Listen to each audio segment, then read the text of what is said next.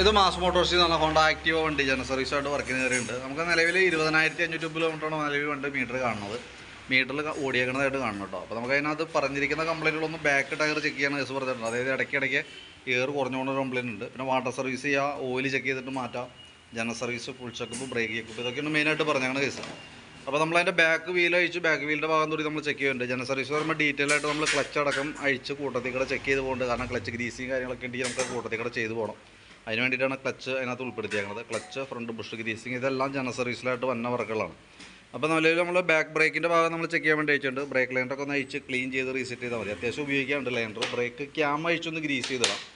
ബാക്കിലത്തെ ടയറിൻ്റെ കണ്ടീഷൻ അത്ര ഗുണകരമല്ല. ടയർ ഇറക്കി പഞ്ചറാവുന്ന കംപ്ലയിൻറ്റ് പറയുന്നുണ്ട്. പ്രത്യക്ഷത്തിൽ നമ്മൾ നോക്കുമ്പോൾ അങ്ങനെ കാര്യമായിട്ട് പ്രശ്നം തോന്നുന്നില്ല. പക്ഷേ ഇതിൻ്റെ ഈ സൈഡ് ഗ്രൂ അല്ല, സെൻറ്റർ ഭാഗത്ത് ഫുള്ള് തീർന്നാണ്. അപ്പോൾ ടയർ മാറ്റിയിടുന്നതാണ് ഏറ്റവും സേഫ്. അപ്പോൾ നമുക്ക് മാറ്റിയിടുന്നുണ്ടെങ്കിൽ നമുക്ക് റൊട്ടേഷൻ ചെയ്തിടണമായിരിക്കും കുറച്ചുകൂടി ബെറ്റർ. കാരണം ഫ്രണ്ടിൽ കിടക്കുന്നത് ഓവർ ഗ്രിപ്പുള്ള മോഡൽ ടയറാണ്. അപ്പോൾ ശരിക്കും സാപ്പർ മോഡലാണ് വേണ്ടത്. പക്ഷേ ഒരല്പം ഗ്രിപ്പ് കൂടുതൽ കാണുന്നുണ്ട്. നമുക്ക് അങ്ങനെ മാറ്റുന്നുണ്ടെങ്കിൽ നമുക്ക് ടയർ റൊട്ടേഷൻ ചെയ്തിട്ട് പുതിയ ടയർ ഫ്രണ്ടിൽ യൂസ് ചെയ്യണമായിരിക്കും കുറച്ചുകൂടി ബെറ്റർ കേട്ടോ. അപ്പോൾ നോക്കിയിട്ടൊന്ന് പറഞ്ഞാൽ മതി. കാരണം എന്താ വെച്ച് കഴിഞ്ഞാൽ ഇത് പഞ്ചർ ഒട്ടിക്കാന്ന് പറഞ്ഞപ്പോൾ ഇപ്പോൾ നിലവിൽ എൻ്റെ എഡ്ജിൻ്റെ ഭാഗത്തെ കംപ്ലയിൻറ്റ് കാണണം. പക്ഷേ നമുക്കത് എന്തായാലും ടയർ മാറ്റേണ്ട ഒരു ടൈം ആയിട്ടുണ്ട്. ചെയ്യുന്നുണ്ടെങ്കിൽ ആ കൂട്ടത്തിൽ ചെയ്യാം. അതല്ലെങ്കിൽ നമുക്ക് ഒന്നുകൂടി ഒന്ന് അഴിച്ച് റീസെറ്റ് ചെയ്യിച്ച് കറക്റ്റ് ചെയ്ത് ചെയ്യാം. അതായത് ഇത് റിം അഴിച്ചിട്ട് റിമ്മിൻ്റെ ഉള്ളിൽ അവിടെ ഉണ്ടെങ്കിൽ തുരുമ്പോ കാര്യങ്ങളുണ്ടെങ്കിൽ അത് ചിരണ്ടി കളഞ്ഞ് ഇടാനുള്ളൂ. ടയറിൻ്റെ ഭാഗത്തല്ല എയർ ലീക്ക് ആവണതിൻ്റെ കേസ്, എഡ്ജ് വഴിയായിട്ടുണ്ട് കേട്ടോ. അപ്പോൾ ടയർ മാറുന്നുണ്ടെങ്കിൽ അത് കൂട്ടത്തിൽ കൂടെ അഴിച്ച് നമുക്ക് ചെയ്ത് പോകാമെന്നുള്ളൂ. പിന്നെ അതേപോലെ നമ്മളതിൻ്റെ എയർ ഫിൽറ്റർ ക്ലച്ചൊക്കെ ചെക്ക് ചെയ്യുന്നുണ്ട്. എയർ ഫിൽറ്ററിൻ്റെ ഭാഗം നമ്മൾ അഴിച്ച് ക്ലീൻ ചെയ്യാൻ വേണ്ടി അഴിച്ചാണ്. എയർ ഫിൽറ്ററൊക്കെ പുതിയ ഫിൽറ്ററാണ്, കമ്പനി ഫിൽറ്റർ കിടക്കുന്നത്, ഹോണ്ടയുടെ ഒറിജിനൽ ഫിൽറ്റർ തന്നെ കിടക്കുന്നത്. അപ്പോൾ നമുക്കൊന്ന് തുടച്ച് ക്ലീൻ ആക്കിയിട്ട് റീസെറ്റ് ചെയ്യാമെന്നുള്ളൂ. അതേപോലെ തന്നെ ക്ലച്ചിൻ്റെ ഭാഗം നമ്മൾ ചെക്ക് ചെയ്യുന്നുണ്ട്. ക്ലച്ചിൽ വേറെ പറയത്തക്ക കംപ്ലയിൻറ്റ്സ് എന്ന് പറഞ്ഞിട്ട് ഇപ്പോൾ ക്രാങ്ക് ഷാഫ്റ്റിൻ്റെ ആയാലും ക്ലച്ച് ഷാഫ്റ്റിൻ്റെ ആയാലും ഓയിൽ സീലോ കാര്യങ്ങൾ ലീക്കൊന്നുമില്ല. ബെൽറ്റ് ആയാലും പുതിയ ബെൽറ്റാണ് കിടക്കുന്നത്, ഹോണ്ടയുടെ കമ്പനി ഒറിജിനൽ ബെൽറ്റ് തന്നെ കിടക്കുന്നത്. അതേപോലെ തന്നെ ബെൻഡെക്സിൻ്റെ ഭാഗം നമ്മൾ ചെക്ക് ചെയ്തു. ചെറിയൊരു ടൈറ്റ് കാണിച്ചു തുടങ്ങിയിട്ടുണ്ട്. പക്ഷേ നിലവിൽ നമുക്കൊന്ന് ലൂബ്രിക്കേറ്റ് ചെയ്ത് കയറ്റിയിടാം. ഉപയോഗിക്കാൻ പറ്റിക്കോളും, കുഴപ്പമില്ല. പിന്നെ അതേപോലെ തന്നെ വേരിയേറ്റർ ബോഡി ബോസ് ഡ്രൈവ് നോക്കുമ്പോൾ ചെറിയൊരു പ്ലേ തുടങ്ങിയിട്ടുണ്ട്. തൽക്കാലം ഒന്നും ചെയ്യേണ്ട, അതൊക്കെ അങ്ങനെ തന്നെ നമുക്ക് യൂസ് ചെയ്യാം. എയർ അടിച്ച് ക്ലീനാക്കി നമുക്ക് റീസെറ്റ് ആക്കാവുന്നുള്ളൂ. ക്ലച്ച് യൂണിറ്റും ജസ്റ്റ് വർക്കിംഗ് ഒക്കെ ഓക്കെയാണ്, വേറെ പ്രോബ്ലം ഒന്നുമില്ല കേട്ടോ.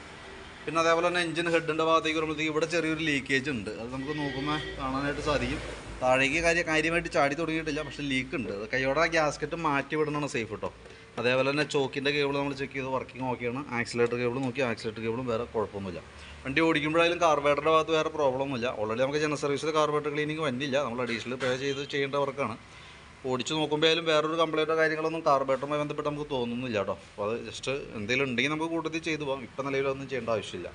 പിന്നെ അതേപോലെ തന്നെ ഫ്രണ്ടിലേക്ക് വരുമ്പോഴത്തേക്കും ഫ്രണ്ട് ബുഷ് കാര്യങ്ങളൊക്കെ നമ്മളൊന്ന് അഴിച്ച് ഗ്രീസ് ചെയ്യുന്നുണ്ട്. ഗ്രീൻ ബുഷ് ആയാലും ലിങ്ക് ബുഷ് ആയാലും ഒന്ന് അഴിച്ച് ഗ്രീസ് ചെയ്യുന്നുണ്ട്. ഫ്രണ്ടിലത്തെ ബ്രേക്ക് ലൈനർ ആയാലും നമുക്കൊന്ന് ക്ലീൻ ചെയ്തിടാനുണ്ട്. അത്യാവശ്യം ഉപയോഗിക്കാനുണ്ട്, നല്ല ലൈനറാണ് കേട്ടോ.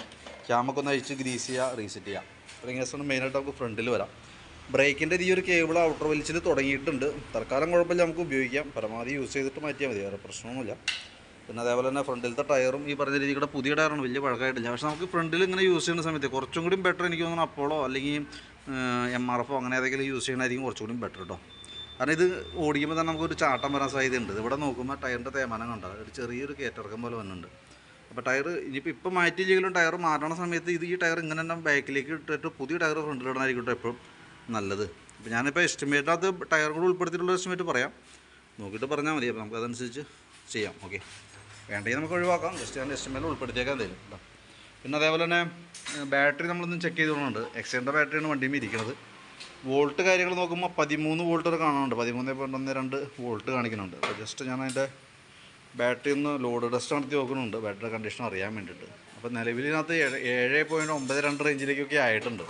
ശരിക്കും 8.5 വോൾട്ടിൽ താഴേക്ക് ലോഡ് ചെയ്ത് കഴിയുമ്പോഴത്തേക്കും 8.5 വോൾട്ടിൻ്റെ താഴേക്കാണ് വോൾട്ട് വന്നതെന്നുണ്ടെങ്കിൽ ബാറ്ററി വലിയ താമസിച്ചാണ്ട് കംപ്ലയിൻസിലേക്ക് വരാനുള്ളൊരു സാധ്യത കൂടുതലാണ് കേട്ടോ. അത് കംപ്ലയിൻറ്റ് എപ്പോൾ വേണമെങ്കിലും കാണിക്കാവുന്ന ഒരു സിറ്റുവേഷനാണ് ഇപ്പോൾ വണ്ടി ഓടിക്കൊണ്ടിരിക്കുന്നത്.